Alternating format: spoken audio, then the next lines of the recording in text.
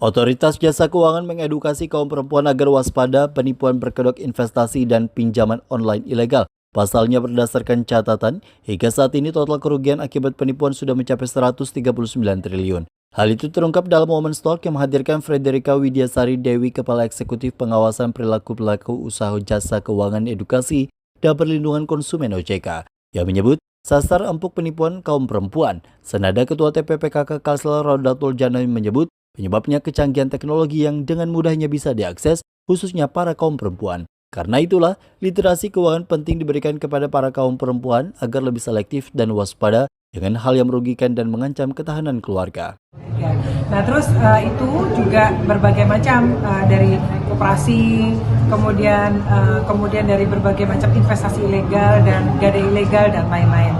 Itu juga angkanya korbannya cukup banyak dan kita juga mapping per wilayah. Itu juga kelihatan sekali bahwa ini untuk penawaran investasi dan yang menjadi korban investasi itu banyak sekali dari daerah-daerah. Karena itu tadi bersama dengan Ibu Gubernur kita memberikan edukasi kepada ibu-ibu, karena sekarang tawaran investasi ilegal itu ataupun penawaran yang kegiatan ilegal di sektor keuangan itu makin banyak macamnya.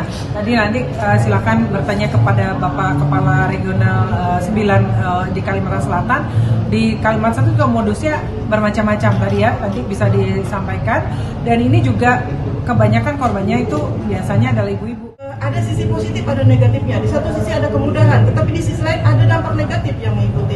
Salah satu contohnya adalah dengan adanya pinjaman-pinjaman online, yaitu pinjaman yang ilegal. Kemudian ada juga yang barangkali karena kita ini dengan segala kemudahan, jadinya kita konsumtif, melakukan upaya pembelanjaan yang sebenarnya itu bukan kebutuhan dasar kita, karena keinginan kita, hawa nafsu kita, sementara hawa nafsu itu tidak berubah. Di Kalimantan Selatan itu yang memang lagi marak sekarang itu adalah arisan online menurun. Itu yang beberapa menjadi korban yang sudah pengaduan.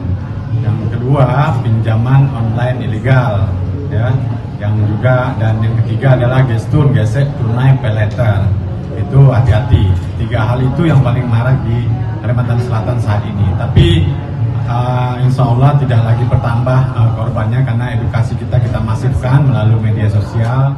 Terhindar dari hal-hal yang sifatnya menipu, tertipu dan lain sebagainya. Karena kalau itu yang terjadi pasti akan mengganggu keuangan keluarga. Dan wanita ini diharapkan tentunya memiliki perencanaan yang terbaik, yang luar biasa, yang bisa menata keuangan keluarga. Berdasarkan data, literasi keuangan perempuan lebih tinggi dibanding dengan literasi keuangan laki-laki. Indeks literasi keuangan perempuan meningkat dari 36,13% tahun 2019 menjadi 50,33% tahun 2022, sedangkan indeks literasi keuangan laki-laki tahun 2022 sebesar 49,05%. Women's Talk bertema Wanita Cerdas Keuangan Ciptakan Keluarga Sejahtera diikuti perwakilan aparatur sipil negara perempuan, anggota Bayangkari, anggota Persatuan Komunitas Perempuan, serta mahasiswi di Provinsi Kalsel dengan jumlah lebih dari 1.300 peserta. Evido Herlianti, Duta TV Banjarmasin.